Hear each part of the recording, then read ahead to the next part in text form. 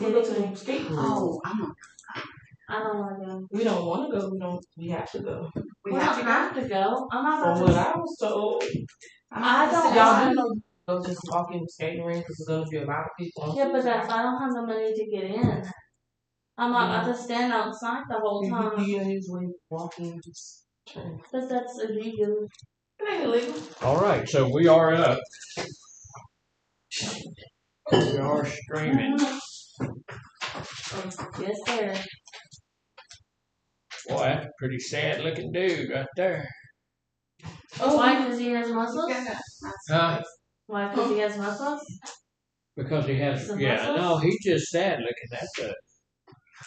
He's worn out. Maybe he is. Trying to do something he's not. Maybe that's it. Every now and then I look at the, I was in the bodybuilding for a long time. I look at the old bodybuilders. You know, they have guys in their 90s who are still bodybuilding, and they have what? I can't think of the word. What is it? Bodybuilding championships for those guys over 70 and over 80. And some of them look pretty good. Some of them look just a little goofy, Yeah. But it's good for you to do it. It's really good for older people to lift weights. I go 3 times a week. I was supposed to go this morning, but I didn't. I got up at 3 this morning to work on some treatment plans and stuff. Well, Instead of go work out. I'm not doing that again. No, I'm doing it again. It's time to work out.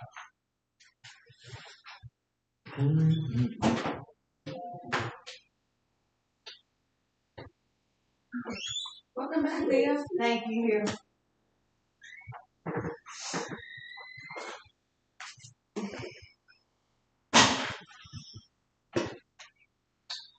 It's gonna be too crowded.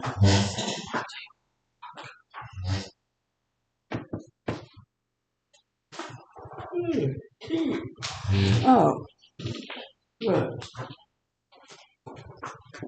right there. Yeah. Because that way I can put my stuff over here.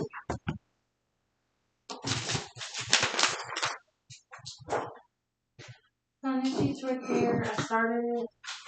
She's jumping on it. That's what I'm doing. I didn't fill it out.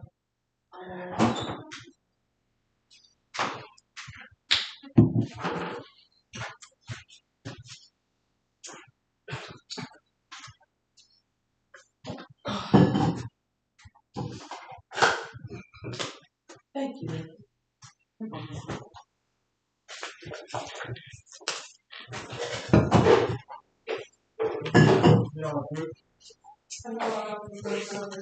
Group time, people. Group time.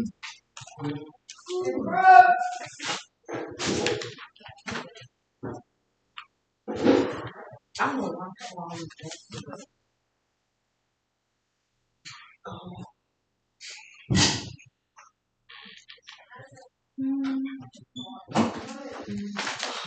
Got it, man. Hello, sir.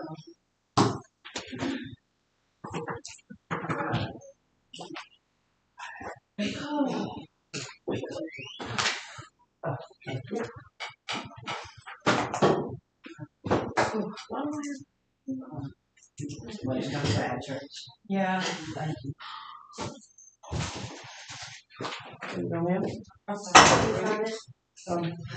Y'all signed yet? No, it's not everybody. That's a hell of a job. Yeah, that one was done very quickly. Good morning, everybody. We are in group. And I know that at South you probably can't see this guy, and I know that the folks that are here are making fun of this guy. But this is an alien bodybuilder, and he's got all these big muscles and everything. What's that represent? Strength. Yeah, that represents the fact that we need to have some strong relationships in our recovery, right? We can't put up with weak relationships in our recovery. A lot of the time, people that want to get into a relationship with other people want to get into that relationship. Why? For sex. For sex. Money. Yeah. Some sex, some money. Familiar. Some what? Familiar. Some familiar.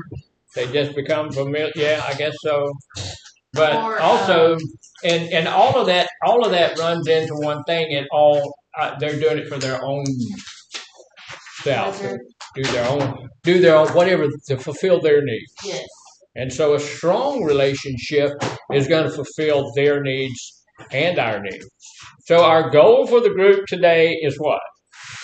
To strengthen ourselves. To say that again? Strengthen ourselves. To strengthen ourselves. Yeah, and to learn. I think the goal for the group is to every day, the goal begins with the learn. I want to learn something. I got up at 3 this morning to do some other work, and I still have not gotten the assessment thing put together as of yet, but I'm going to. So this morning, the goal for the group is to learn about strengthening relationships or having strong relationships. You know, one of the things, so that's our goal for the day.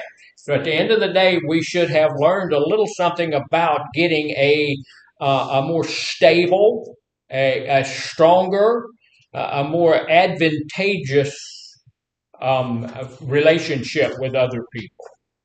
That means, look, I don't need to be at the place where it's all about me all the time, right? Mm-hmm. But I don't need to be in a relationship with someone that it's all about them all the time either, right? This thing is supposed to be a win-win situation. Do you know anyone who can fulfill all of your needs? No, well, God can. But he's like the only person on the face of the earth, another human being. You're not going to be able to find anybody that's going to fulfill all of your needs, right? Not going to happen. Here's the other thing. Although you have a lot to give and you're just magnificent and all of that stuff, you are not going to be able to fulfill all the needs of someone else. It's just not going to be that way. So you should fulfill the needs that you can fulfill if you're in a relationship with someone. They, on the other hand, should be fulfilling the needs that they can fulfill for you, right? So that should be a win-win situation. No one should be the only one that's giving in a relationship. That's so true. Yeah, it is true. I know it's true because I read it. It's right here. It's true. It's true. So, if we'll look in our books, we're on assignment 12 already. Remember what we said about the books? Bring them to class.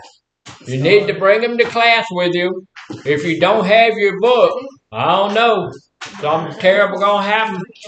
Everybody over at South is supposed to have their books. If you don't have your book, I don't know. Your recovery is tied up in your book bringing. And so and really, that's part of it. We're supposed to be getting our lives back in order. Supposed to be getting our lives back to the place where we can be committed to something, getting our lives back to a place where we can be trusted and all of that stuff. And if we cannot do something as simple as bringing our books to class, then we're going to have some issues. But if you have your book, if you don't have a book, what are you supposed to do? Ask your counselor. Ask your counselor. And you've got some really good counselors over here.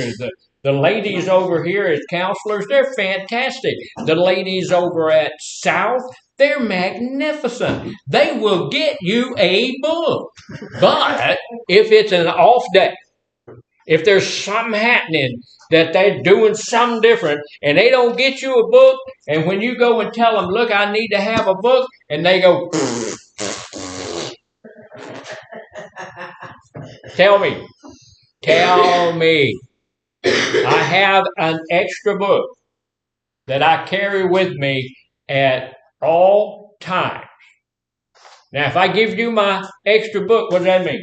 You have no reason. I ain't got no extra book no more. So I don't want to have to give you my extra book, but if you don't, and now if you left yours in the toilet, well, then I ain't got to give it to you. If you left it in your room, I'm not going to give it to you. But if your counselor has never given you one, I'll give it to you, and then I'll go see Miss Caitlin and get me another. Okay? So you need to have a book. So also, let's say a thing about the signing in sheets. We need you to sign in on the signing in sheets so that we can know that you were here. I'm going to do probably sometimes this afternoon, I'm going to be doing notes about the group.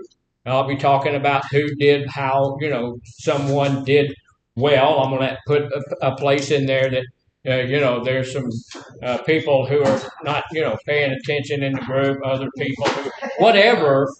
But I'm going to make that note this afternoon. And if I cannot read your name, guess what? You don't get credit. Yeah, you don't get credit for the group. So make sure I can read it. There's someone in this group here at North. I can't remember who she is, but her handwriting is not all that great. But she wrote out beside her name. She printed what her name was, and that's perfect. That's perfect. The only thing that'd be better is if you took a picture of yourself and put that on there, and whatever works. I just want to be able to tell.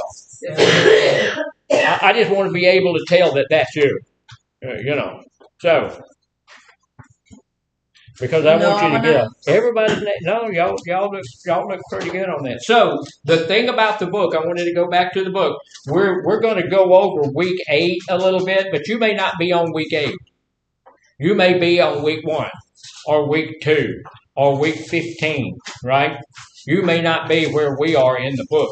That means that you don't go to that. You do the study that we're doing today in here, but you stay on track with your book while you're out there. The book is designed to flow.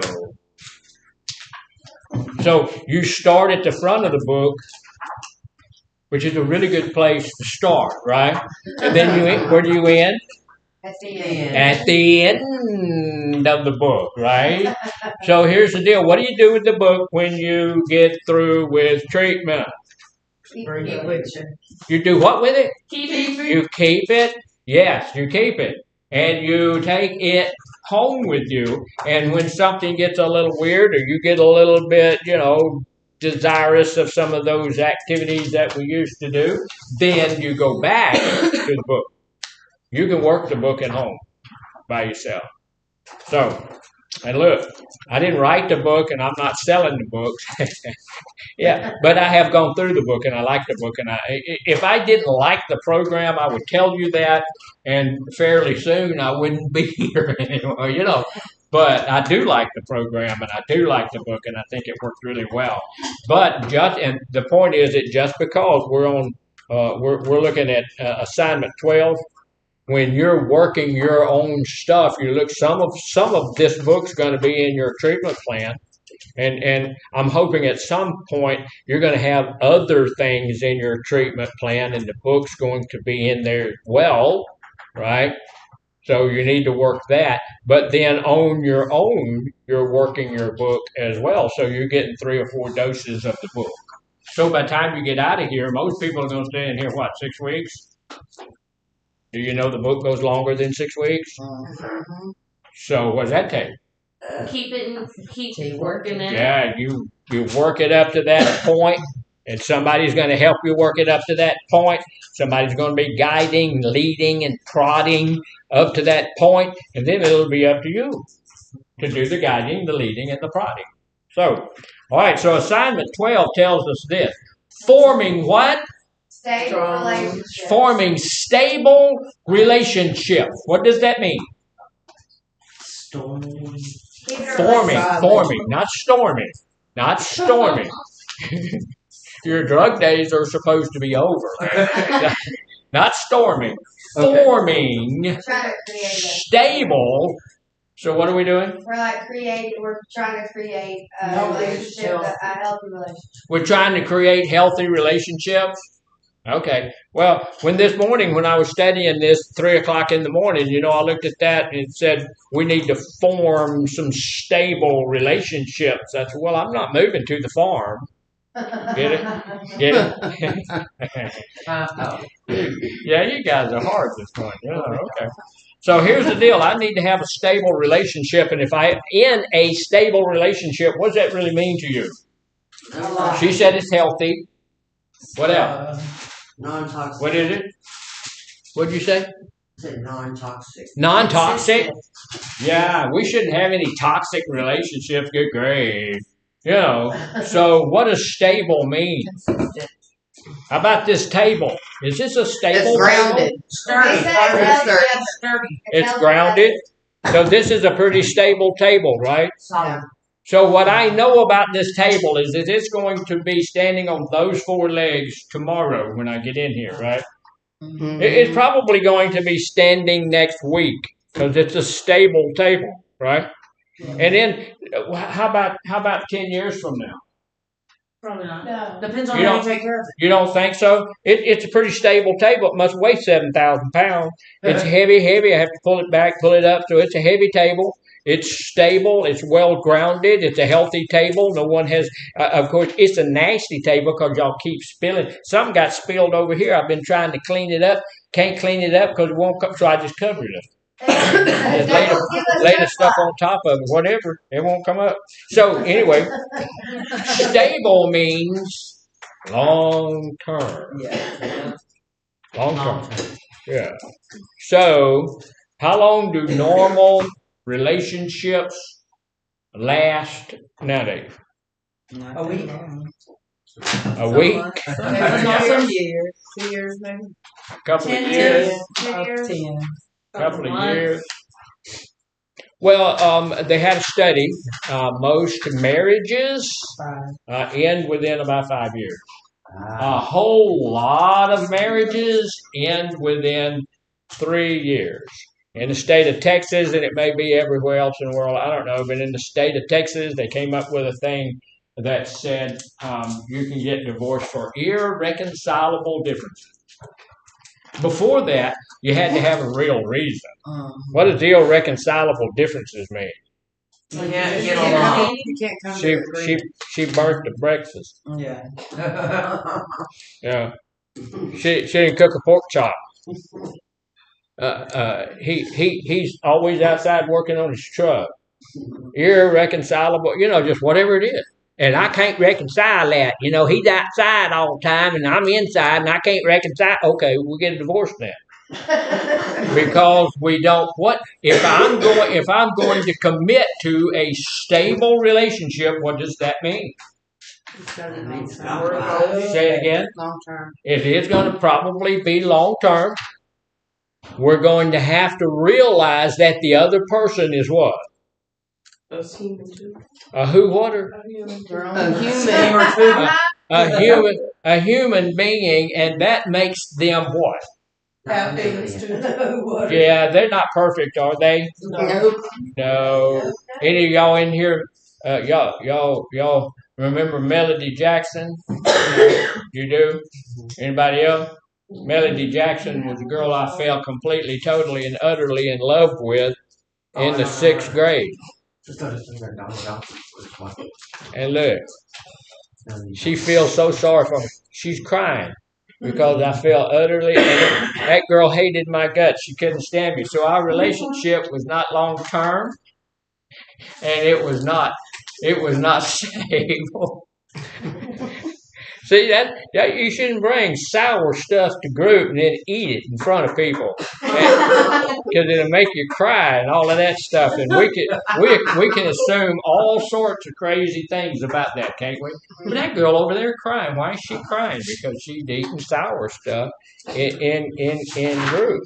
So here's the deal: we need to decide we're going to have a stable relationship which, like you said, Miss Sarah, is a healthy relationship, right? And it's a long-term relationship. A lot of the times when I go into a relationship nowadays, when people go into a relationship, they look at that relationship as a roller coaster ride. As long as I enjoy the ride, I'm going to keep buying tickets. The minute I don't enjoy the ride, I'm getting off and I'm not buying any more tickets, right? So I'm looking at this person and say, oh, he's pretty, right? She's pretty. So I'm gonna have a relationship with that person, and I'm gonna, but as soon as that person throws up in your rucksack, you want to go back to your mama's house. So a stable relationship is one that is good for me, but it's also good for you. It's good for whatever little children, babies that show up, and all of us as a family going to be a good, stable relationship, right? Now, my wife and I, and y'all know, I've been married for 52 years, so I am an authority on all that stuff. Can I tell you that my wife has been perfect for all of those 52 years? No. No, she hadn't. She has nagged me. She has been nasty. She's burned the food. She told me one time I was headed home, and I called her up and I said, I'm on the way home. She said, okay, I'm gonna make some pork chops. I said, okay. I want some. So my mouth is already, your mouth get ready for pork chop, your brain's ready for pork chop, your colon is ready to receive pork chop. And when I got home, she had this big old pot of spaghetti. So, okay. I said, well, where's the pork chop? She said, I changed my mind. Okay.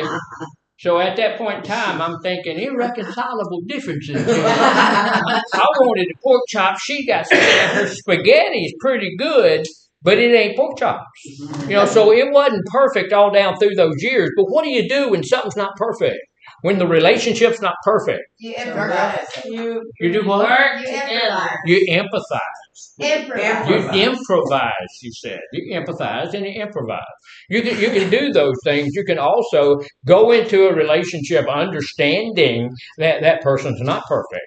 Yes. The other thing there's another person in that relationship who's not perfect either. Who might that be? Yourself. Yeah. You need to go look. Anytime you're getting to the place where you've overdone it and you know that person is so not perfect, you need to go look in the mirror for a few minutes. Amen to that. Because you got warts about that big around that they're not telling you. They're not telling you about all of that stuff. There's people in the world that has purple hair. It's true. And the people who are having a relationship with them overlook the fact, because they're not perfect. Something happened and caused them to have perfect hair. So here's the purple hair. So here's the deal. Some of the ways of thinking that we need to look at how we think. And how many people know that you need to pay attention to what you're paying attention to? Yeah. Right? We need to be thinking about our thinking a little bit.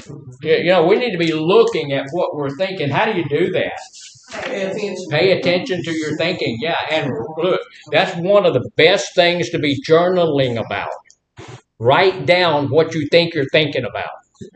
And if once you get it written down, then you can take a look at it and say, goodness, if I'm really thinking this, then it may be something I need to change. Do you think you need to change some of your thinking?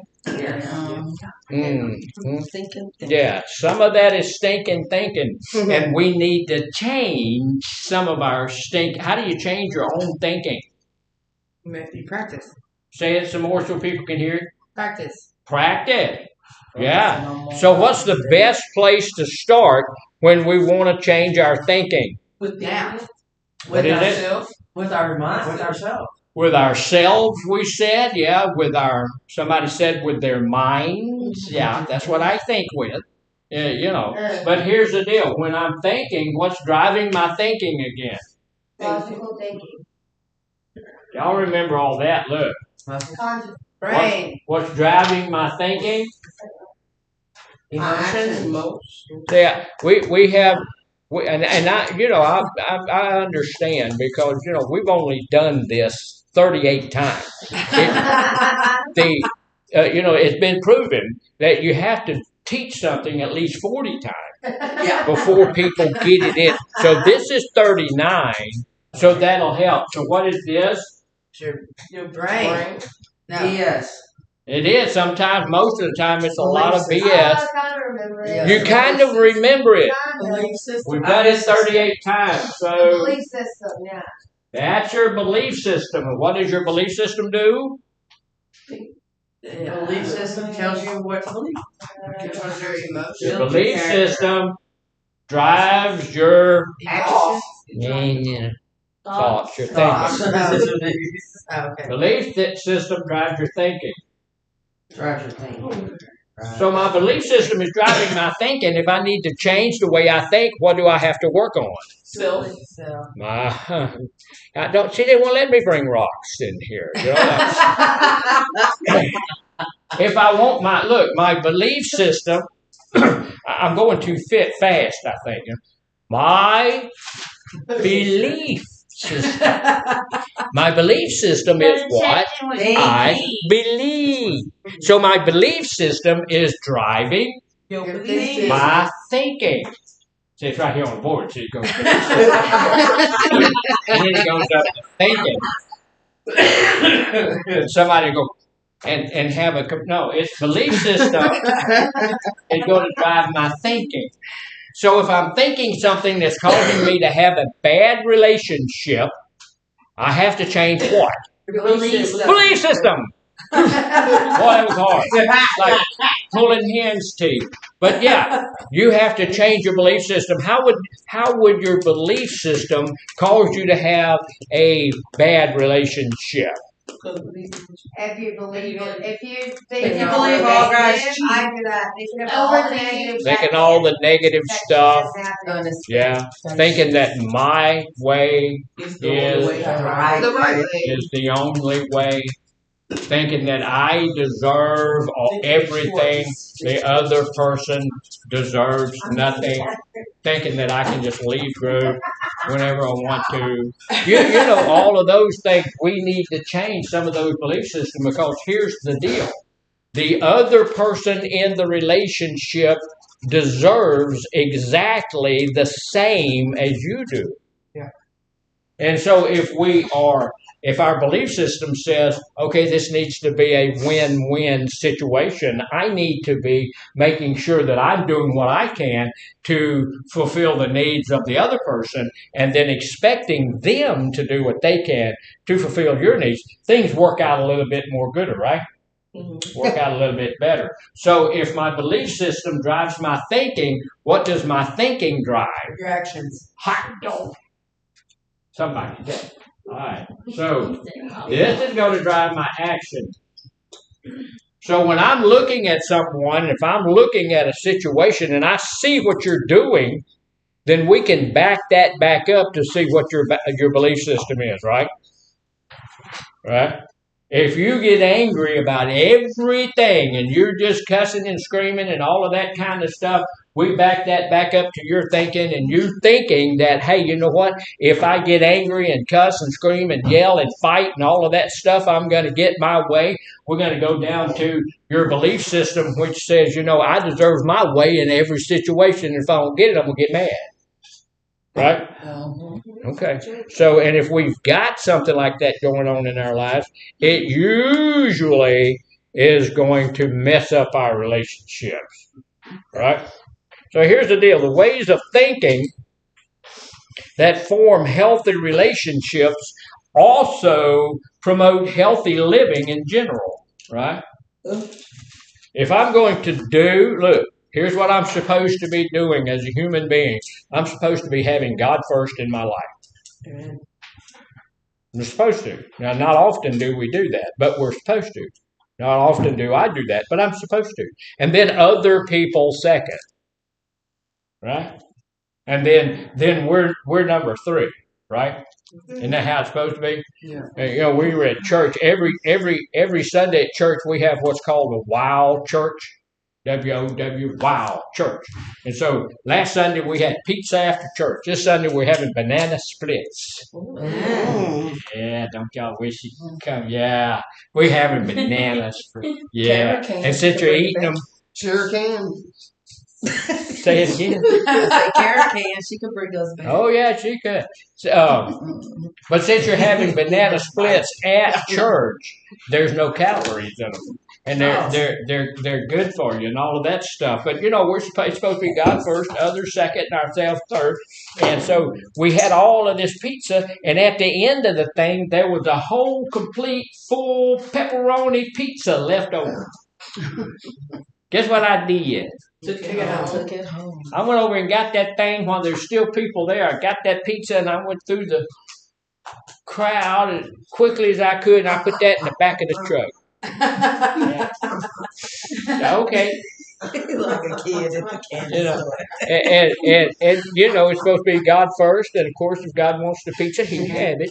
And others, and I'm telling myself, nobody asked for the pizza as I'm headed, exit stage left toward my truck. But what should I have done? I should have opened up that pizza and said, hey, look, there's some more pizza here. Come on, have a bite of pizza. I should have carried it around. I should have given it to somebody else. Look, you living under a bridge. Take this pizza with you. But no, it's in my freezer. So we're not always that way. But if we do what we're supposed to do, and we have a good idea about a good, stable relationship, doing the next right thing in my relationship, is that going to help me do the next right thing in life in general? Yes. Yeah. If I get the habit of doing the next right thing, guess what's going to happen? You're It's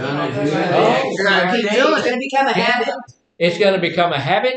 It's going to be a good thing. And every time whatever happens, I'm going to be on the right side of the thing. Yeah. Right? Somebody says, let's break into that liquor store. And we'll think right away, it'll run through our mind, breaking into the liquor store is not the right thing. Right? Cussing that person out is not the right thing. Stopping going in front of somebody, and if y'all do this, don't do it anymore. Going in front of somebody and while you're driving down the road doing a brake check, It's not the right thing. that's not the right thing, is it? Don't do that. Don't do that. If we just would look at whatever situation we're in and say, what's the right thing? And then doing the right thing. Right? Doing the right thing. So that means that when I go to group next time, what am I going to do? Bring a book. I'm going to do the right thing. And just like she said, I'm going to bring my book. and what else am I going to do? Stay in group. I'm going to go to the bathroom before groups. I'm going to do the next right thing. And when that thought comes through my mind that says, I don't have to stay here, I can walk off, and what am I going to do? I'm going to say, I'm not going to do that. I'm going to stay here, right? And when I'm in a relationship, and if I'm doing the next right thing, I'm going to look at every situation that happens in my life, and I'm going to say, how is this going to Work. How's it going to affect the other person? I know how it's going to affect me. It's going to make me feel powerful. It's going to make me feel good. It's going to make me feel all these kind of special ways. But how's it going to affect that other person in my life? If we do those kinds of things, we may have a relationship longer than 3 years. Longer than, like she said, a week. Yeah. So here it is. The ways of thinking that form healthy relationships promote healthy living in general. The stress of a troubled relationship is a common relapse trigger. Yes. It is. If you're having issues in your relationship, you can use those issues to let you go back to where you really want to be. I have done that. Have you ever used a relationship to get you to a different place? I have gotten into an argument with my wife so that I could get angry, so that I could go do.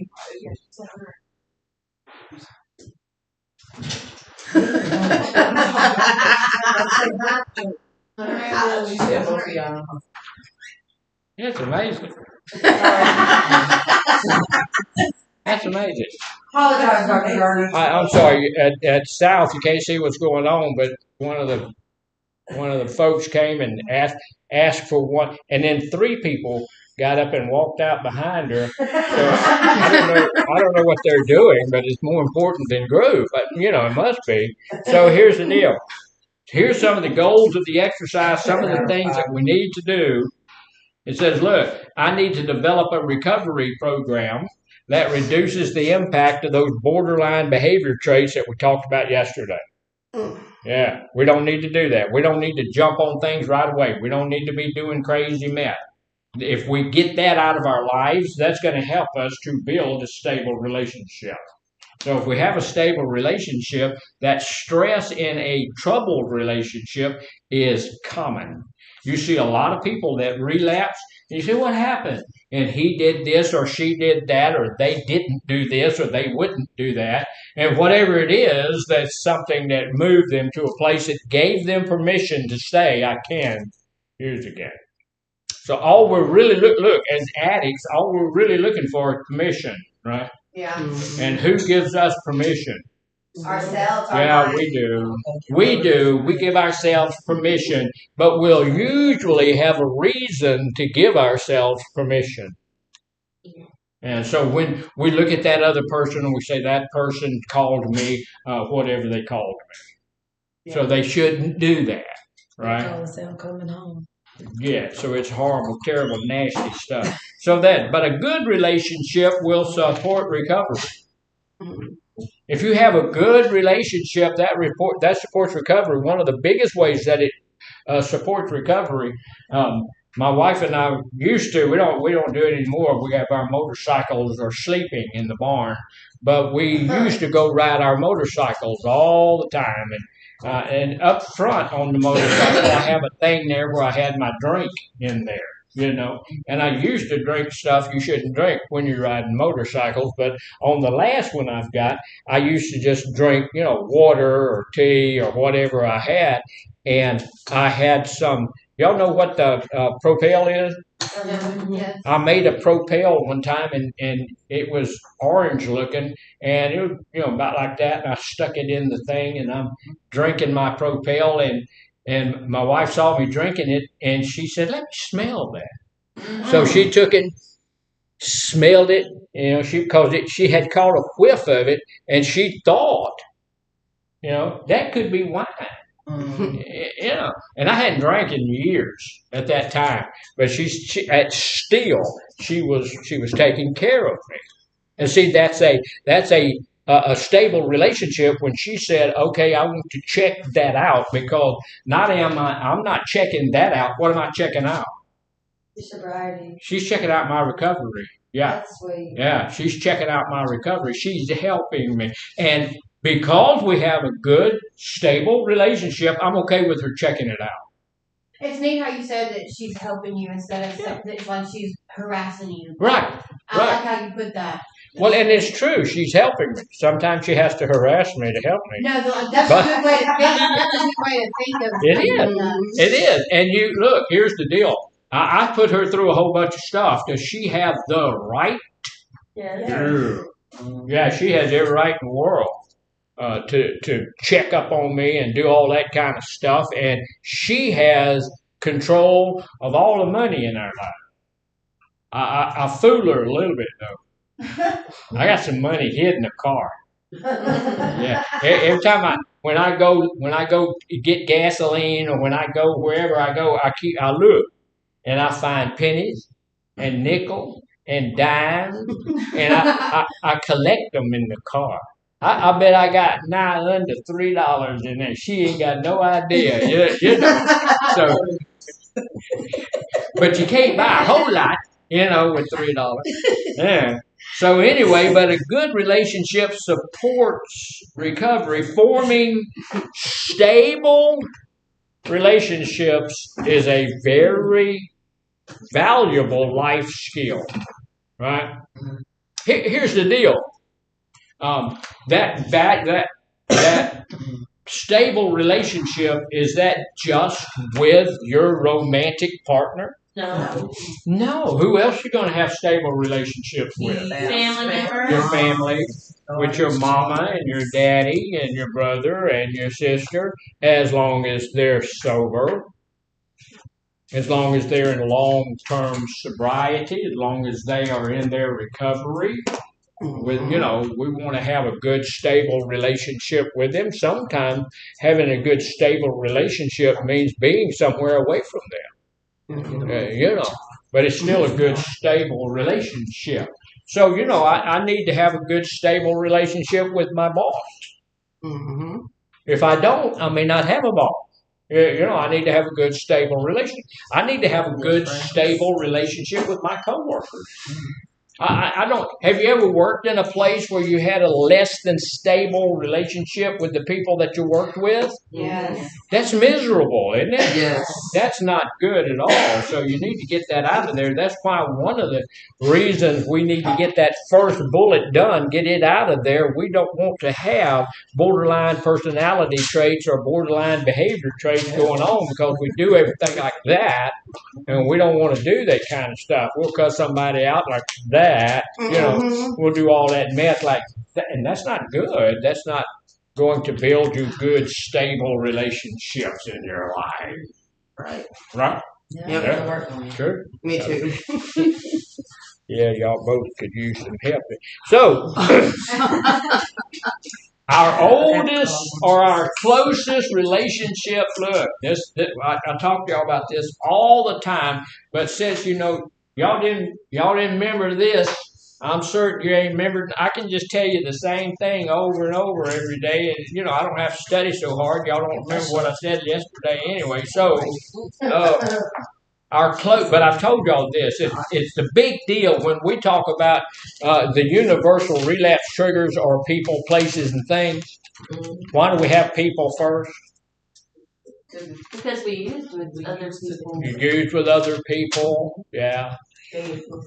They influence you. That's the hardest thing to get rid of. If we just say, "Hey, you gotta stay away from places and things," you probably could do that. I ain't going down to Bubba's Bar and Grill anymore. I just ain't gonna do it. I told y'all about the guy that used to be in our church who still goes to the bars just to play pool. Okay, I ain't playing pool anymore.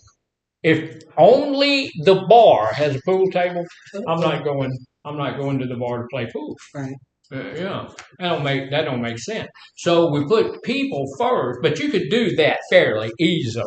And if drinking Kool-Aid always caused you could probably stop drinking Kool-Aid. You could get away from the things and all of those kinds of things and the places, but the people are harder, right? If you're going to tell your cousin Dwayne you can't hang around him anymore, that's kind of hard. Yeah. Kind of hard. It's even harder if your mama happens to be a crack addict. And look, I've had people roll their eyes at me and look at me hard, but there's some people whose mamas are crack addicts, right? Yeah. And so that mama, you might need to stay away from. Yeah, mine was. So that's the hardest, right? See, our closest relationships can be the most challenging. What was it that you had to say? Your children? Yeah, I don't like children to start with, and so if they're using, what did Bill Cosby say? If you have 5 unruly children, he's my favorite comedian. What did he say about it? He had 5 unruly children. What did he say? I'm gonna put him up. Run. Give him a pudding pop. She said, no. He said, look, you get the littlest one. You kill it, skin it, eat it, and the rest of them will line out. Yeah. So, you know, I'm not saying do that, okay? I'm just telling you what Bill Cosby said. So we may find ourselves in unhappy situations over and over and over again, knowing something's wrong, Yeah. but we don't know how to get it right. Yeah. Yeah. And you know, I talk to people a lot, and they tell me that I say, well, why do you stay in that relationship if that relationship is so bad? You're getting beat up. Your children are getting beat up. You don't have enough to eat. Oh, why do you stay in that relationship? What do you think they tell me? They love them. That's exactly right. And that's from ladies and guys as well. I love her. Okay. All right. So if I hit you hard enough, I guess I can take you away from her. Yeah. Punch you hard enough, you know. Sometimes So the physical is just that maybe both of you are in some type of addiction, like y'all both. Yeah. There's no physical, nothing. Both working, but it's just toxic because when we drink. Yeah, and you're toxic on one another if you're both you're both using something. This is why, we tell you over and over and over that this is one of the reasons I really like Land Manor, because, it's not co-ed. Because this is the one place you don't want to go looking for romance. Because I had a young lady who did exactly that. She came and told me, we're in love. I said, okay, all right, okay. And she said, well, I said, that really doesn't usually work out well. And she said, well, what we've decided is we're going to help each other stay clean. It's okay. And it worked. It worked really well. 6 months later, they were back in treatment, but, it worked for 6 solid months, But, so it doesn't work. It doesn't work very well. So we have to get the relationship right. Here's the deal. It happens over and over again, whatever it is. Arguing, fussing, fighting, getting into whatever. And so the stress of those problems lead people into addiction and other self-destructive things. Self-destructive action. So, we can get into addiction, but not only do we get into addiction, the fact that we've gotten ourselves clean for a little while, that can bring us back. It's a really good thing. Why? It's a really good thing to bring us back to our place of addiction. Why is that? To remember. Say it again. To remember. We remember. To remember what we don't want to go back to. That work. Yeah, we can go. We can use the drug to get us back to the place where we want to be. Right. We can go back to feeling right or feeling good. Yeah. The big deal is that we become what? What do we become? Victims. A victim. What am I a victim of? I'm a victim of all sorts of things. I'm a victim of my disease. When somebody says something nasty to me, suddenly I get into a victim stance where my emotions overtake my intellect, and all of a sudden, it's okay for me to use. My intellect is telling me if you use, you're going to die. If you use, your whole family's going to disown you. If you use, they're going to fire you down at the job. I was at the prison one day, and we were moving from one place to another so we could have group. And I saw the parole officer. They always have an institutional parole officer that's there at the prison site. And I saw him come in, and he walked past a pole, and he grabbed the pole. Okay. He's not a counselor. He's a parole officer. But okay. So when he stood there for a minute, he turned loose of the pole, and Went on down and he made it. He made it to his office, but I'm also watching, and there's about 10 or 12 officers watching him. You know, walk on. Guess what happened? Oh yeah, they went and helped him in his get out and helped him in his wife's vehicle because you can't drive. I was just going to say that. No, they called his wife and she came to get him, and she had the choice of coming to get him or the police coming to get him because he wasn't driving home. Been a parole officer in the prison system for about 15 years. Wow. All gone. Yeah. So, you know, he and his wife had gotten in an argument. He had gotten into a victim stance, and he, on the way back to work, had decided, you know, if she don't love me, then might well, you know, I'm a victim. Let me. And so he used what he wanted to use. So we have to look. Here's the deal. We talk about positive self-talk. So we need to get to the place where we talk to ourselves. I'm nobody's victim.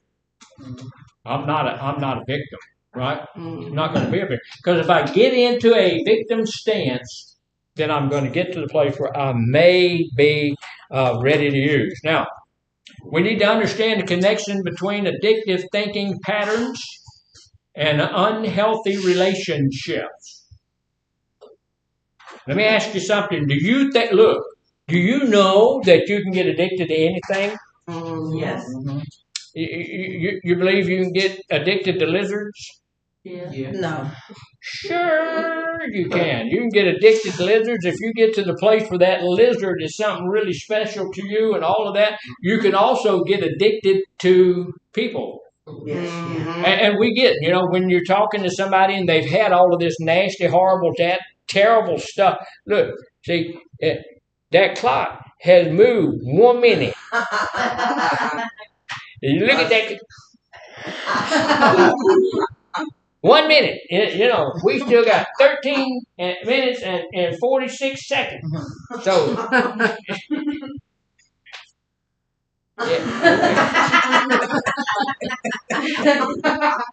the only question on some people's mind when we come to group is how long? How long can it go? How long? I get paid almost $4 an hour to do this,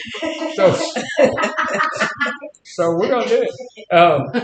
Understand the connection between addictive thinking patterns and unhealthy relationships. If I have addictive thinking, am I going to get into good, healthy relationships? No, not. You know, everything is a possibility, but not usually. If I have those I'm going to be looking for someone that's going to not be a really good fit for me. And because if I can get that person in my life, I can use that person as an excuse to do what I really want to do. I have a lady that I know, and she's awesome. She is awesome. She's beautiful. She's talented. She's just awesome. And her husband is not. He's not. I mean, he's not. Okay. And so I mean, he's really not. He's really bad. And so you look at her, just she's exemplary. She's fantastic, and yeah. What a horrible couple. And so, you know, I'm sitting down with her and I'm talking with her, and over that thing, what do you think? Over about a 30-minute conversation, what do you think she told me?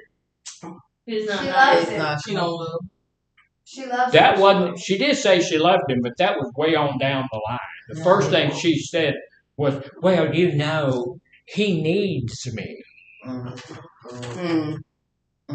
So what's that make her? She is a whole big old huge enabler, but what she is also is what we call a rescuer. Not going to find somebody on the same level that I am. You know, you and you are the same level. She's going to find somebody that she can rescue. You know, if that guy goes, she's going to go looking for somebody she can rescue, somebody that's in prison right now, somebody that's living under a bridge, somebody that's in the soup line. They're a project. Yeah. They become a project, and she's rescuing them. Now, let me ask you something: Is it wrong to have a partner that was in prison? No. No. I was out there as a counselor and then a director for 16 and a half years. I will tell you, some of the best people I ever met were in white. Yeah. Some of the greatest Christians I ever met were in white. Some of the greatest men I ever met were in white. So yeah, there's a lot of good guys out there. They are. There's a lot of bad guys out there too. Some of them are really not good people, and those are the ones that rescuers look for. And that's setting me up for failure. It's going to make me a victim. So I need to have that good relationship and understanding the connection between addictive thinking. But don't that make you also, you have an issue? If you gotta feel like you're a rescuer? Well, absolutely, that's the issue. Like you're in control or something? Yeah, that's the issue. I have to be helping someone. I have to rescue that person. I can't leave that person in that place. And before you know it, that person gets into your life and you become a victim because of what that person's doing. And you knew they were doing it before you brought them to your house. It's like going and getting a mean, ugly, nasty dog and bringing him to your house and then complaining because he bit you. Okay, you knew the dog gonna bite you. He bit everybody else, and so you're gonna bring him to your house, and he gonna bite you. So it's the same thing. This fellow had been in prison for like 20 years, and he had, I think it was 7 or 8 felony theft charges, and he just was a bad person, but. That doesn't mean that all of those things, if somebody has 20 felony convictions, can they overcome that and become the person that you need to have in your life?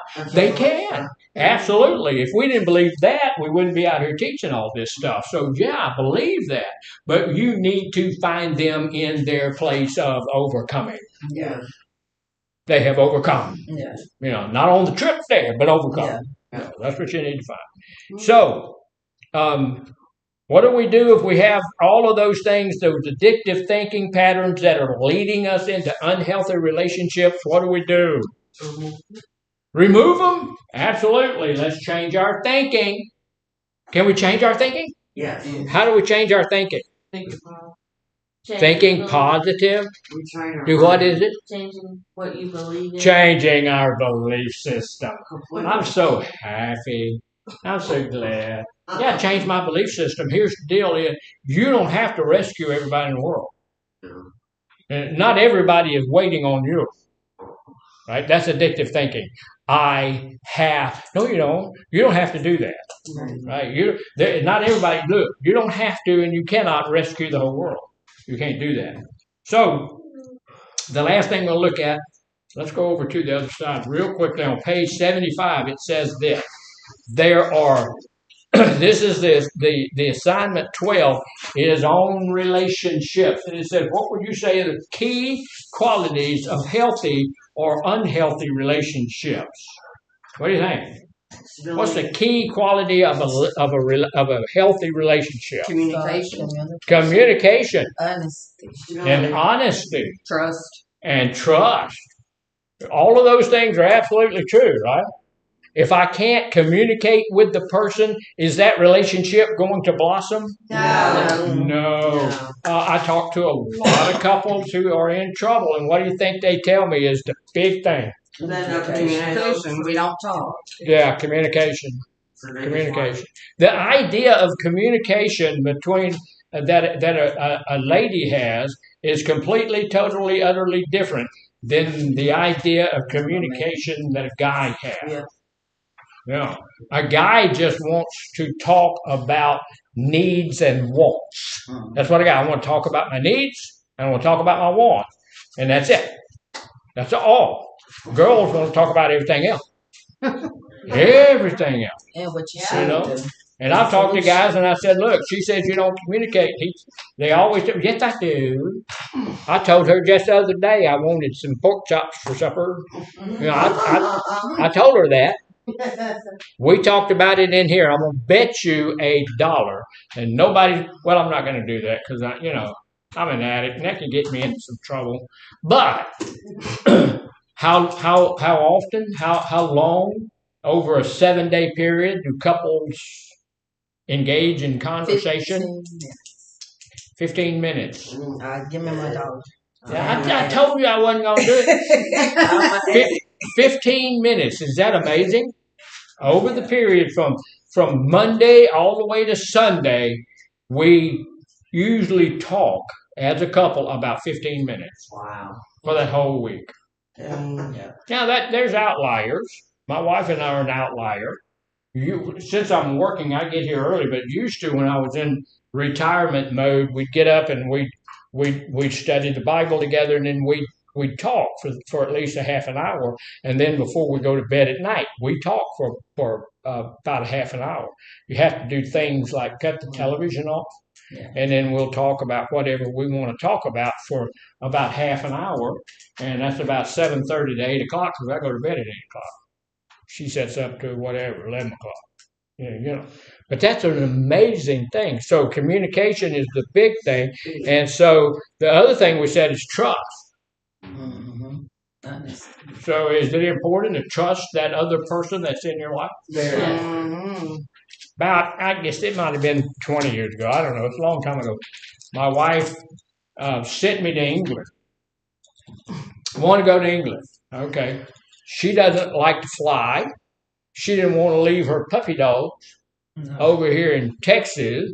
So I went to England by myself.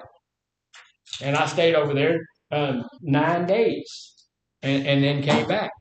So she trusted me to fly to England by myself and then come all the way back by myself. Does that take trust? Mm-hmm.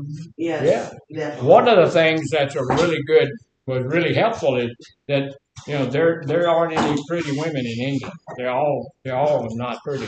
So we're going to let's look at this a little bit more. It says break down the answers. Unhappy relationships are often like addictions to drugs or such behaviors as gambling, overwork, overspending, and so on. Some of the traits of an addictive relationship, there are traits of what's one good trait of an addictive relationship? Non-communication, no trust. Say it again so people can hear it. No communication. No communication.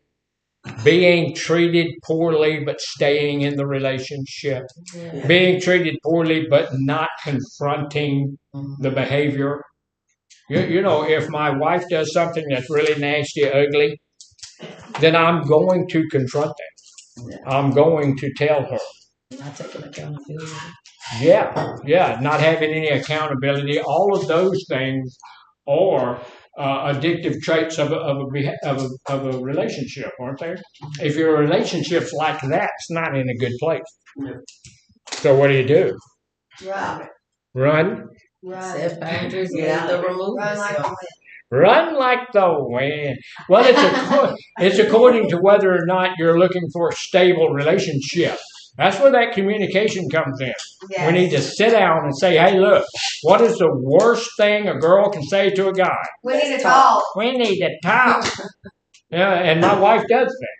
Mm-hmm. And she'll say, hey. And you get real serious. Hey. Yes, ma'am. Okay? We need to talk. We need to talk.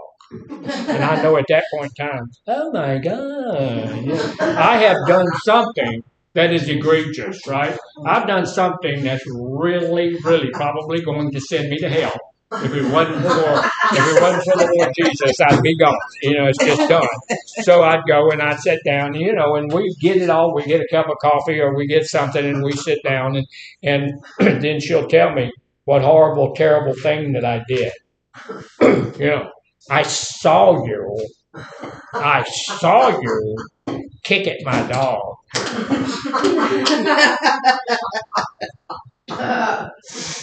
That's terrible, you know.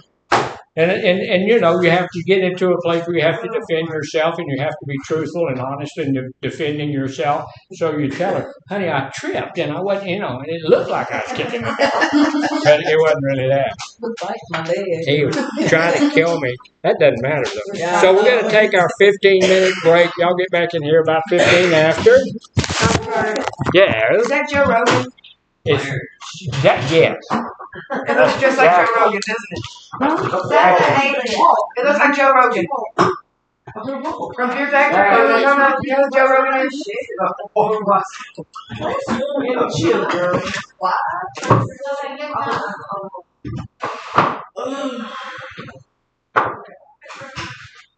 I mean, hurt. Yeah, other than that, You know each of all our names? You know Ma'am? all our names? Did I call your name? Do I I said, know all do you y'all? know? I know for a certain fact you all have. So you say you're gonna write notes. I don't need you writing me on the Sarah. Sarah on the me.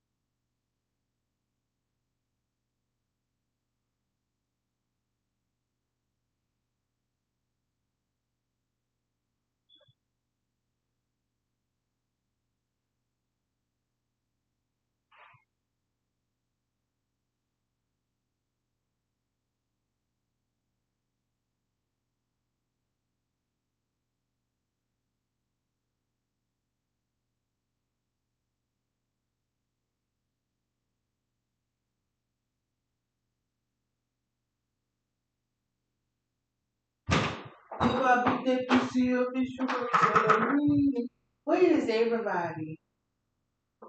They might be there with you, but you go tell them me.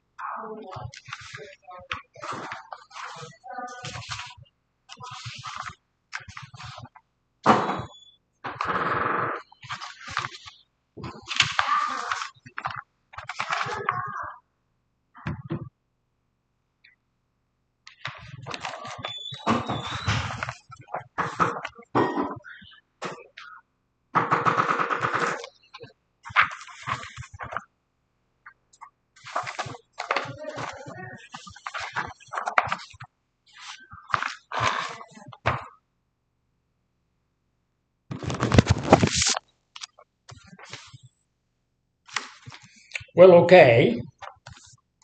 It's 15 after.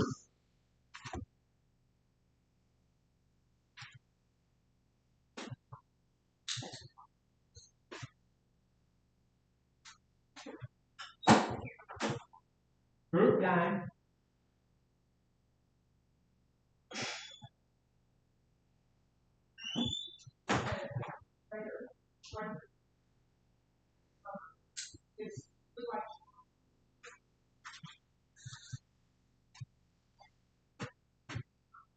Okay, so we're going to continue on a little bit. We're going to be talking about um, relationships for the next few minutes. I don't know where you're going. Whole Tell everyone. group here gone.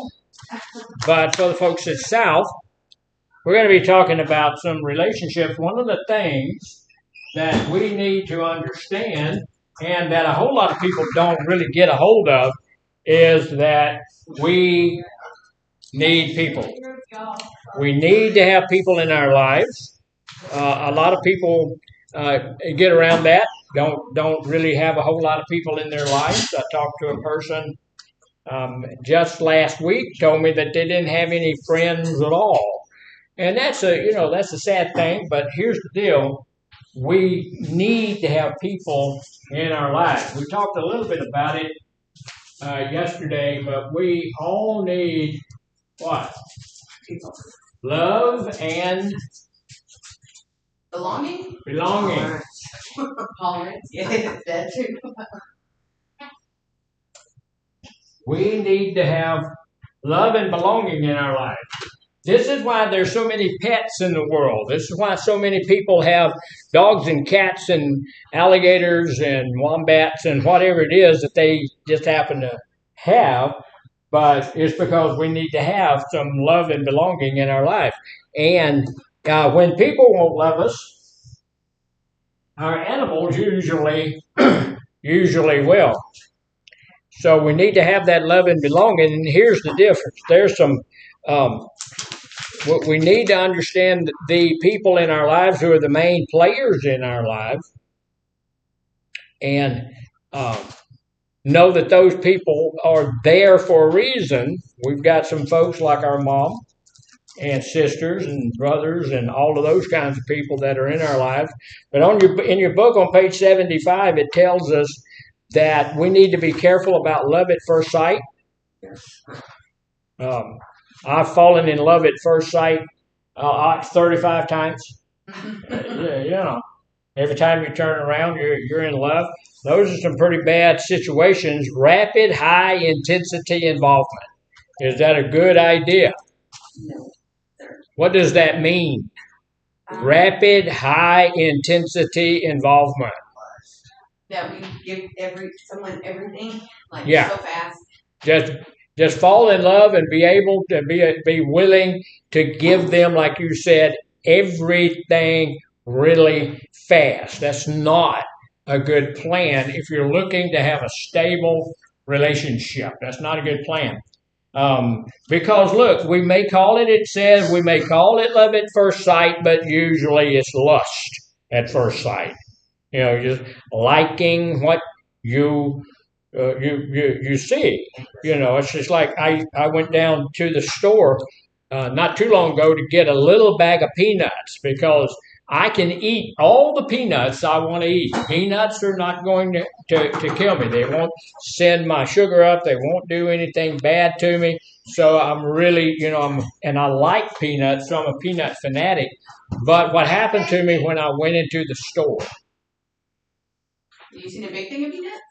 I was headed for the peanuts, but there were honey buns right there. Oh, And guess what? When I passed by the peanuts and the honey buns was right over there, I knew in my knower that I need those peanuts, but I was lust at first sight for the honey buns, right? And we do that with people. We know this would be a good, healthy relationship if I did this.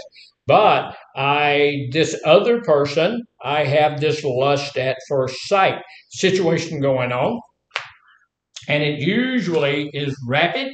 It's high intensity. My heart is beating. I can't, I'm just about to go crazy. I don't know what I'm going to do. And I just know that I have to be with that person, right? And that's always should raise some red flags to us. That always should ring some bells, right? I need to go somewhere and have a Coke or a Dr. Pepper or a root beer. None of those things are good for you, by the way, but they're better for you than a bad relationship, right? Okay. So a high, intensive, rapid, we may call it love at first sight, but usually it's lust at first sight. As with, look, this is the same thing that we're looking for with drugs. What are we looking for with drugs? To get high. Yeah, absolutely. Instant gratification. I want to get high. I want to get high right now. I want to fall in love. And I want to do that right now. And you the guy, and you the girl, you're the one. I'm gonna fall in love with you, whether you like it or not. We finna plan our lives together. We met 38 minutes ago, but we finna talk about children, right? Yeah, yeah. So that's not a real good plan. Sometimes I need to just slow down just a little bit. And if we could slow down just a little bit, when we were using drugs, we would do something completely different. If we could stay cognizant when we were drinking alcohol or using drugs, and we got to that certain place, we would never drive a vehicle. We would never do something stupid like that. We would never say and do a lot of the things that we say and do, but we allow ourselves to get to that place where it's too late, right? We do the same thing with relationship. We get all infatuated with somebody because they look good, they smell good. We just know it. I need to hang around that person for the rest of my life. And that's not usually in a situation like that. If it's snap judgment, if it's just like that, we don't usually do that, right? That's one of those 1 week things like you were talking about earlier. Yeah. So has that ever happened in your life? Just like drugs, we seek instant gratification from these intense experiences. They don't all have to be experiences of a relationship nature. It could be a relationship with gambling or anything like that. I've talked to a bunch of people who are getting prepared to go to the boat. You know what they're talking about? The When they tell me they're going to the boat, what do they mean? casino. Yeah, they're going to Lake Charles, go to the casino. My wife and I we took our kids years and years and years ago to Las Vegas. I had a friend of mine tell me, man, that's the best place in the world, take your kids. I said, what do you do? When you get there, you sell them and get money to gamble with? He said, no, there's a lot of great things there for kids, and you don't have to gamble at all. So we went to a place called the Circus, and they have a real circus going on. It's $35 a night for the hotel. And, they got these big old buffets and all that stuff. It's just fantastic. You can go down the street and about, half a mile, and there's a hotel there that's $500 a night. So it's good for kids. And you go around there, you can ride boats and all kind of stuff through the hotels. It's just all kind of great stuff going on there. It's just magnificent, wonderful stuff. But we were going down. They have one that it's not an escalator. It's called an inclinator, and it looks like a elevator, but it goes down because it's in the hotel itself is a big old pyramid, and it goes down at an angle like that. And so we were going down in that inclinator, and there was a man and his wife, and they were talking about what they were going to do. He said, well, I'm going to go and I'm going to play this game. She said, well, I'm going to go and I'm going to play that game. She said, how much money do you have? He said, well, I have $200 that I'm going to lose. What? What? You already know. But he's so excited about getting over there and losing his money. Well, I thought, hey, this guy's at least honest, right? He's telling himself the truth. I've got this $200, but I ain't going to have it when I go home. So, I went over there. I did some big gambling myself there. I got $5 worth of nickels. And we went and played those nickel slots. By the end of the day, guess what? You had no money? I had 4 nickels left. And I kept them. I put them in my car. It's 20 cents. I still had some money, but but that guy had lost his $200. So it's gone. So here's the deal. These things are just like the drugs that we have. The drugs that drag us into all of that kind of junk. Relationships can drag us into that.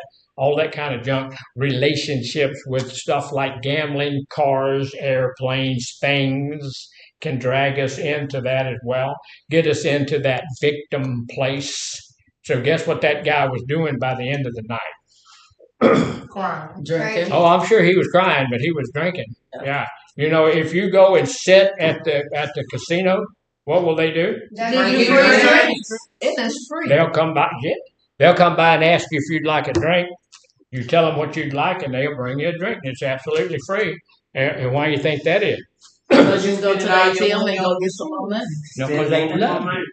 They're just trying to take care of it. You know, they want you to have 2 or 3 or 4 drinks because you will go to the ATM. And you'll play that thing, and you'll play this thing, and you'll play those things, and all that kind of stuff. So that's not a good plan.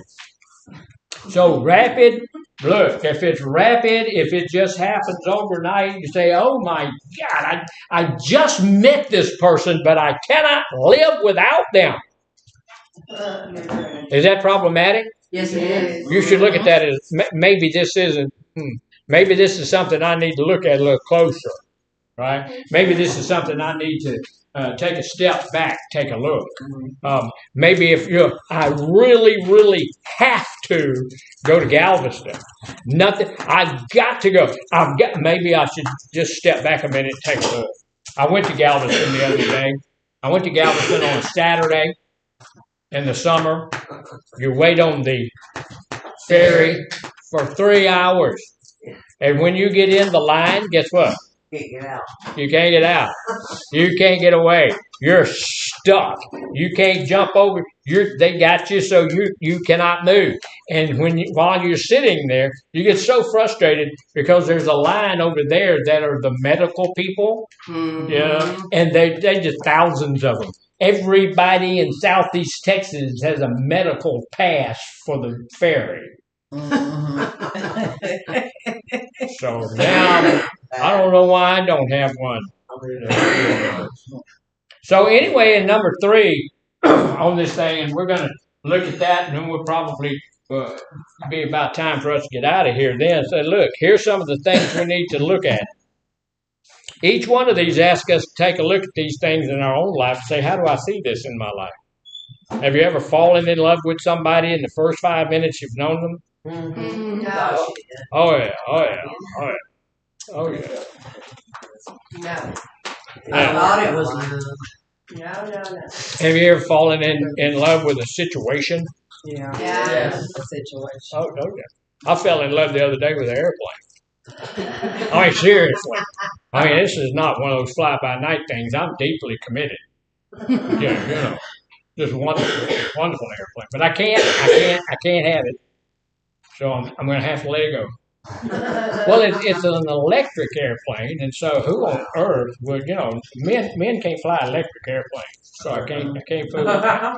Plus, they want $240,000 for a really neat little thing, though. But here's the deal: dishonesty, distrust, manipulation, controlling behaviors.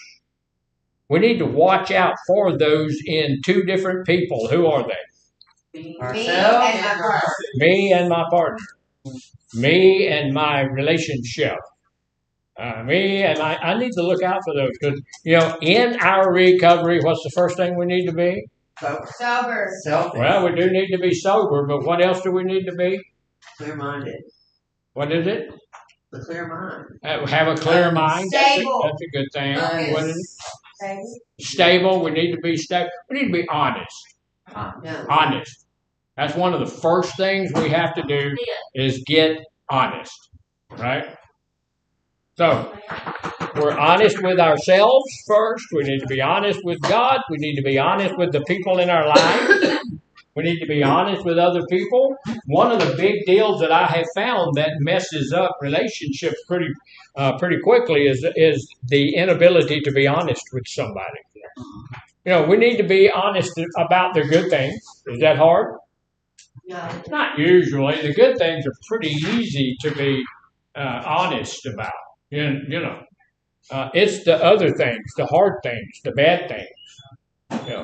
So, but we still need to be honest about those things, right? Have you ever been around somebody that had a body odor? Yeah. Yeah. You tell them? I do. I pull them to the side. Take them off to the side. Yeah, and say, hey, you might have an issue there. You need to be honest. And I will. So you need to watch for dishonesty, distrust, manipulation, and controlling the behaviors. We may try to control the moods, thoughts, and behaviors of others, and at the same time blame them for our own feelings and behaviors, saying to them, "You made me do, feel, or think." Can I make you feel a certain way? Yeah, you can make my nose hurt by stinking.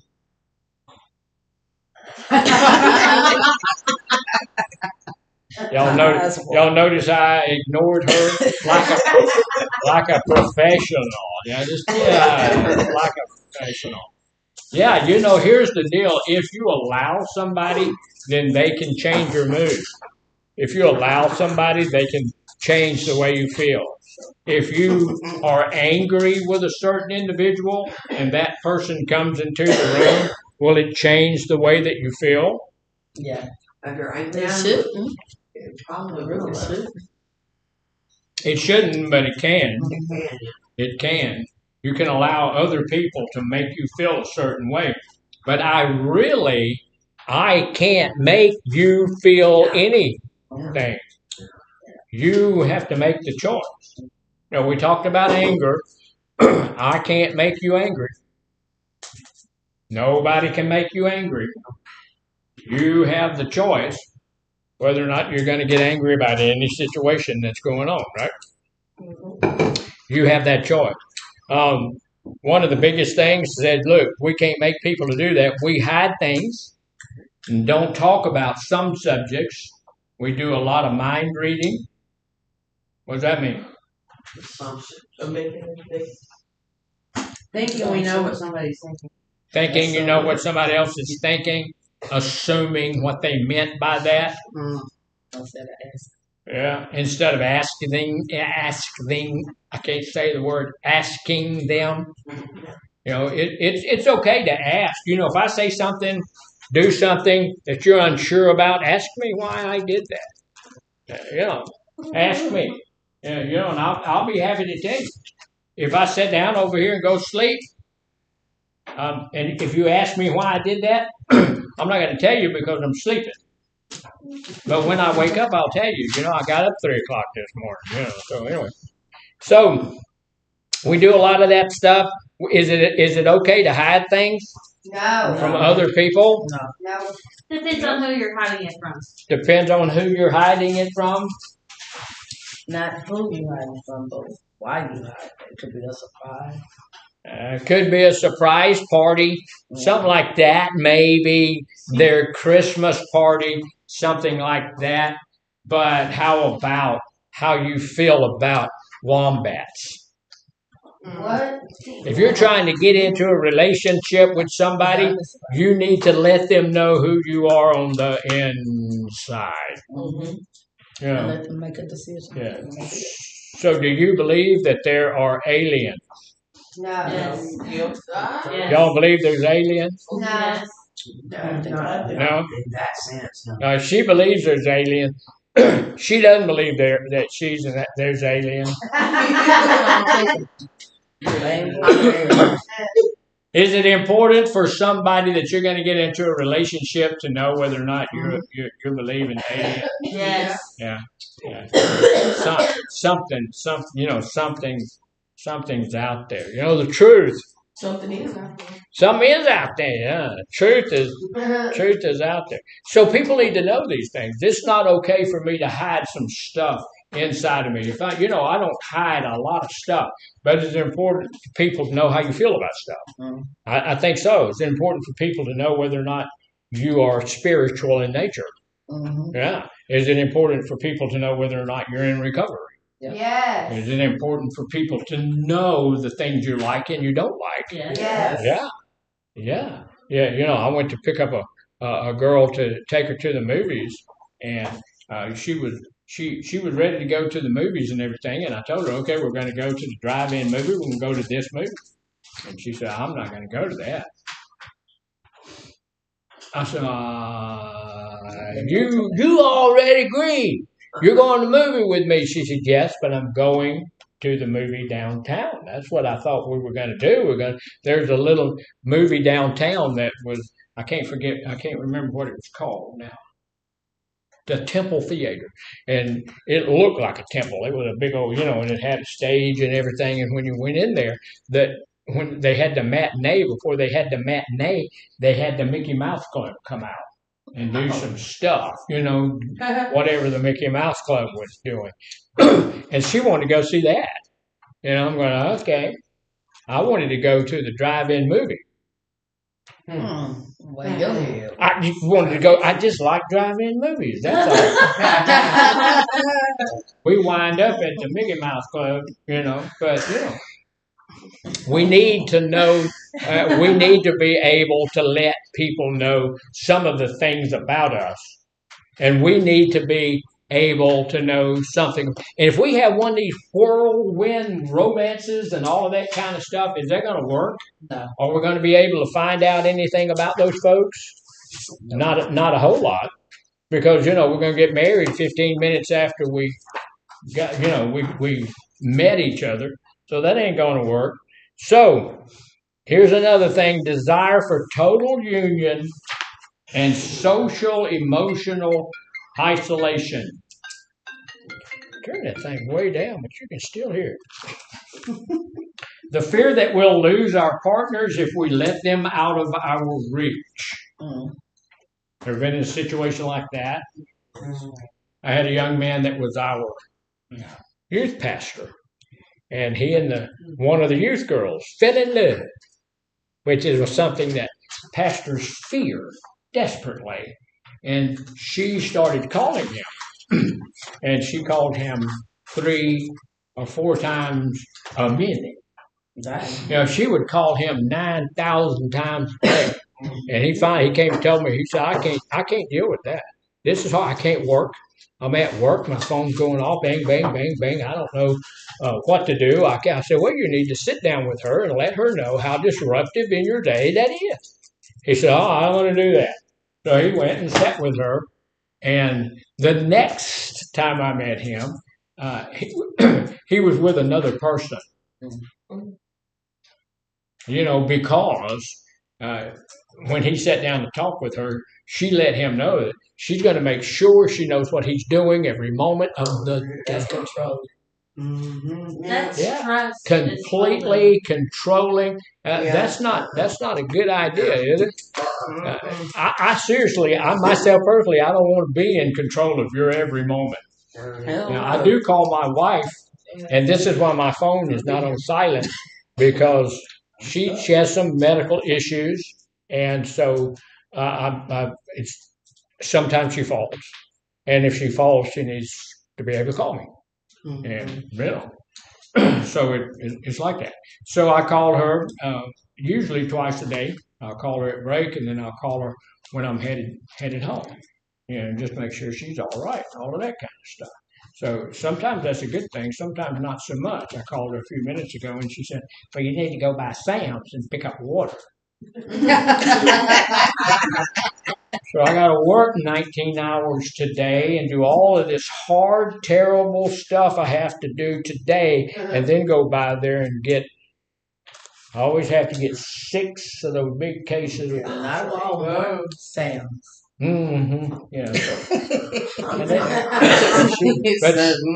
But she shared with me, not because she needs dog snacks. See, our lives revolve around just dog. But she needs dog snacks. She said, don't get the dog snacks. You won't pick the right one. You won't pick ones that are, okay. Just right.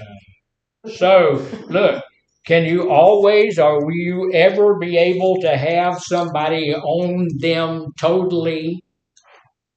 Should you want to have somebody in your life that you own, that they are totally under your control, and they're doing everything that you tell them to do? No, that's too much work. It is too much work, and it would be a really poor relationship, wouldn't it? Yeah. That would be terrible. I don't want that. There are people like that in the world. If you have those tendencies, cut it out. Right. That's not good for a relationship. And we want to have a good relationship. We want to have a stable relationship. Can you see how that type of person is not going to be able to stay in a stable relationship for a long period of time? Yeah. But I don't want you trying to control every moment of my life. Yeah. I don't want you telling me I can't go do this. I don't want you telling me I can't talk to that person. I don't want you telling me I have to be home at this time. I don't want. Now look, I do call my wife, and she knows about what time I'm going to be home because it takes me an hour to get home from here, and I'm going to call her on my way out. Say I'll see you in an hour. That's out of respect. Yeah, it's just that. It's respect. She doesn't cook as much as she used to, but she knows when I'm going to be home, and she can be, prepared for my arrival, whatever that means. But I don't have to tell her.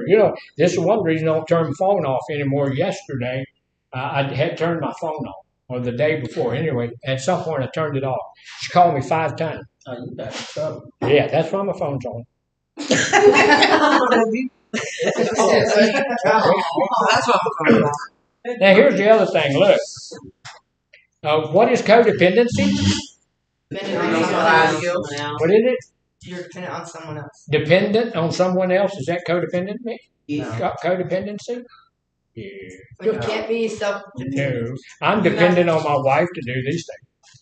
I'm dependent on you guys to get back in here after break for the group.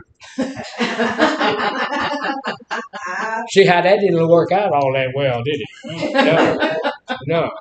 But it's okay to be dependent on somebody. I'm dependent on my wife to do some things. She's dependent on me. And one of the things I forgot to do this morning was open up her water.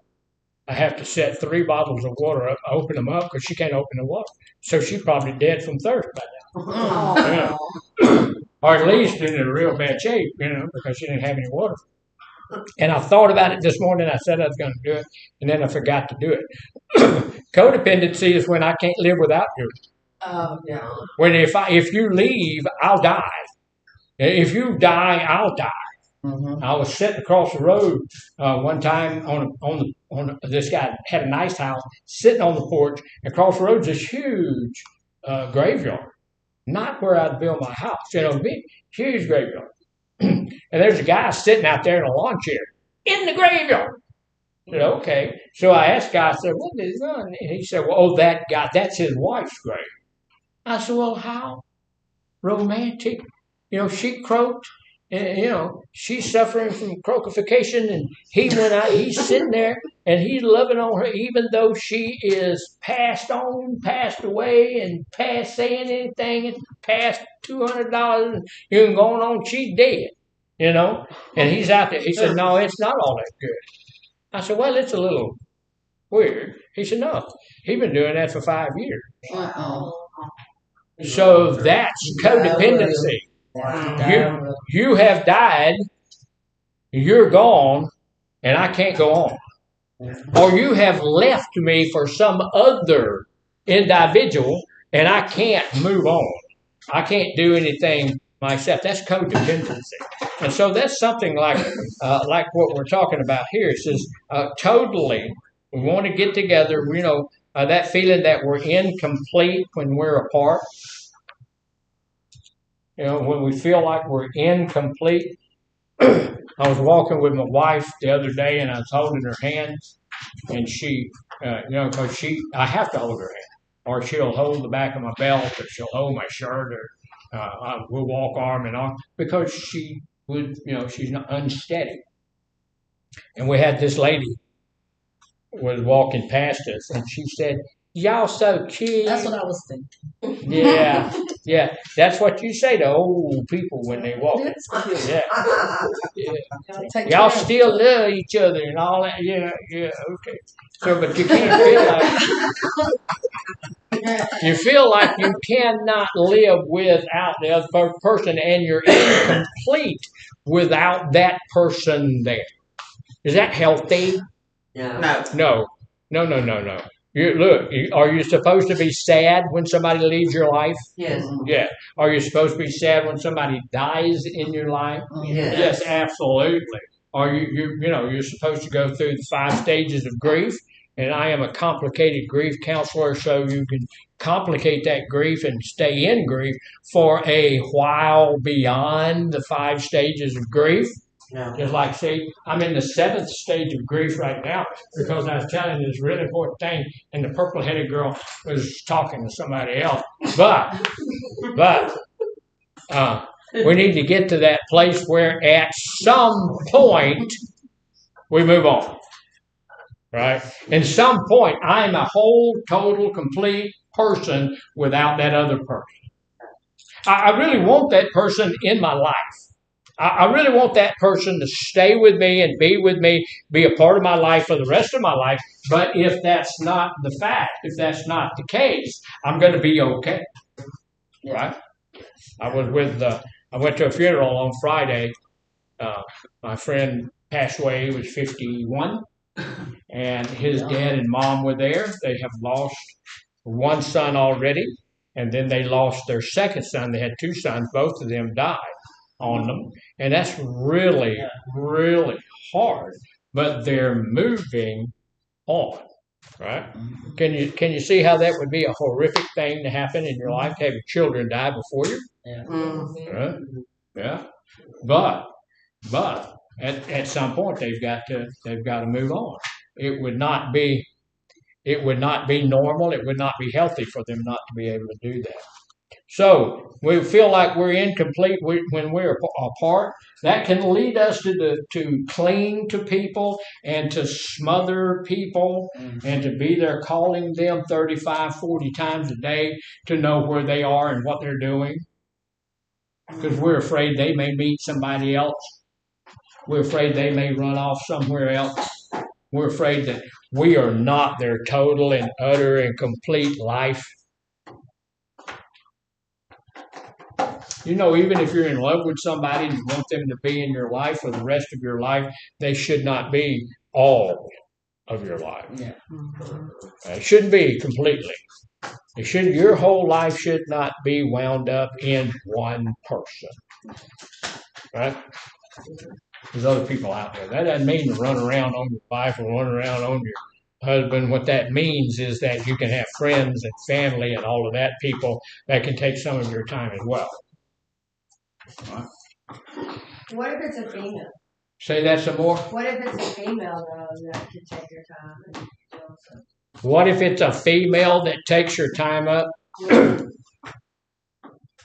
Well, I don't even. It's a female friend. Well, and my wife has some female friends. She has Miss Barbara, and no, I'm talking about for the guy. Well, with a guy, yeah, that happens to guys a whole lot of the time. We have 2 groups going on here. We have the female group here and the male group over at South, but it's the same thing. That's one of the reasons we see some of these family violence things going on. Some of these guys and some of the girls get violent with their partner because they fear they're going to lose them. So I don't want to lose you, honey. I love you, sweet pea. I don't want to lose you, so I'm going to beat the snot out of you. That will endure you to me because after I beat you up, I'm going to take you to the emergency room. This will show you how much I love you. Right?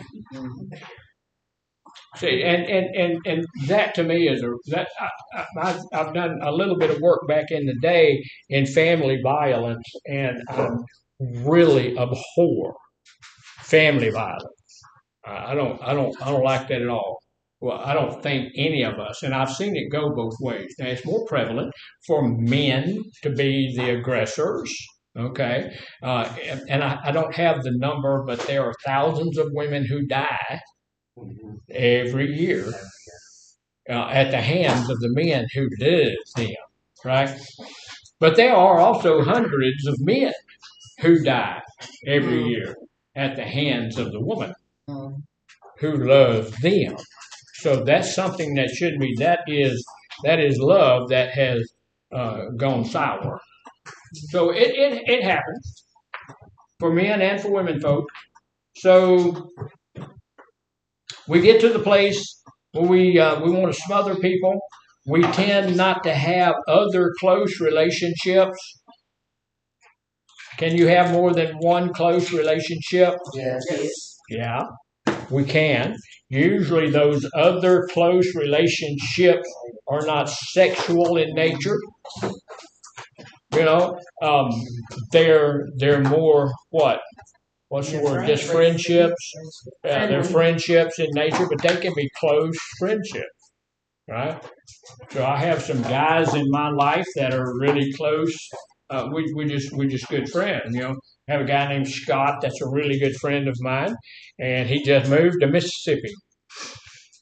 Lousy, low down, no count, you know. I have another one that's a real good friend of mine. His name is Charlie, and he lives in Kerrville. He pastors a church in Kerrville. They made it through the flood, which was a real good thing. So, you know, we can have other close relationships, but if we're one of these people who have all of this going on with us, we don't usually do that because we're spending all of our time taking care of this relationship. We're doing everything we can to make sure that you are bound down to me in this relationship. So I don't really have time for other relationships. Y'all know that having friends, you know, when we look on the assessment, we always ask you how many friends you have and how many people you trust. 99% of the time, people say 0 to 2. Why is that? So that's the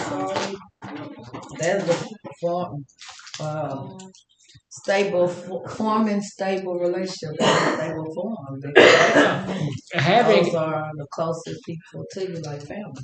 Yeah, having friends is a lot of work. Having friends is a lot of work. I told y'all earlier about Miss Linda's friend Barbara. Well, they came up together. There was 3 of them: Barbara and Valerie and my wife Linda. And Valerie just died a few months ago. And Barbara is the only one of the trio, and my wife, you know, those 2 are left. So my wife can still drive. She goes and gets in her truck, and she'll go to Barbara's house, but she needs help getting out of the truck, and so Barbara has to help her out and help her in, sit down. She likes this certain bundt cake that Barbara cooks, so Barbara makes cakes just so my wife can have a chunk of bundt cake when she gets over there, and she makes special coffee just so my wife can. So being a good close friend is a lot of work. Yeah. And it's go, look, here, if you're going to be a good close friend, when I called you, what? You got to be available. You have to be available. What if I need your car? Seriously, what if I need your car? Do you have any friends that you would be willing to give them your car? Yeah. I do. I have, like those 2 guys. If Scott came over from all the way from Mississippi, wanted my car, of course, he could come here at work, get my keys. I have to question you. What am I going to ask him when Scott comes for my keys or Charlie comes for my keys? Where you going? Where you going? How long you going to be? Yeah. Not me. Not me. You going to put some gas in it? Not me. If Scott comes gets my car. You're just going to give it to the trust? Absolutely. If Charlie comes, those 2 guys, if either one of them wants my car, okay, I'm going to give them the keys because I'm going to know wherever they're going, they're going to take care of my stuff better than it was their own. They're going to fill that thing up. If they don't, I will have a word for them, but they'll fill that up because I know I have gone to them and got their car. And when I had to do something. I had to haul something, and one of them had like a 2-ton truck. And I said, man, I need that truck. Okay, here's the key. So I went, you could actually hear the gas going out of it. I filled that thing up. It's like $300 to fill it. Took it back to him, and I said, here, if I ever come back for your truck, say no. I don't want that truck. That thing was horrible. But no, I was doing it. Now, if my brother, I got 2 brothers, and if my little brother comes and says, I need your car, we'll say, no, you can't have it. No. Not gonna do it. My big brother comes, I'm going to say, yes, sir, here it is. Go ahead. You're going to fill it up. Where you going? When you going to be back? You know, because I don't trust those two guys, but the other two guys. I have that kind of relationship. And it's good to have that kind of relationship with somebody that's outside your other relationship, your primary relationship. That's a healthy thing, right? It's healthy. Sometimes, look, I need to not be around you. Yeah. That's healthy. I may need to be around some other person. I may need to have some one-on-one, but I don't need to have it with you right now. And should you be okay with that? Yeah. Yes, of course. You should be okay with that. You should be okay with that. Now, if it's this person of the other sex, the other gender, if it's somebody who, and it gets to taking up a whole lot you might need to say, okay, wait a minute. Let's just talk about it right there. You ain't going over there. Yeah. Yeah, you ain't doing that. So, that total union stuff, we get close relationships. We tend not to have those, and often we don't have a lot. Look, if we don't have a lot of social activity outside of being with that person, because we're spending all of our time with that person, right? Mm-hmm. We're jealous, want other people all to ourselves. Mm-hmm.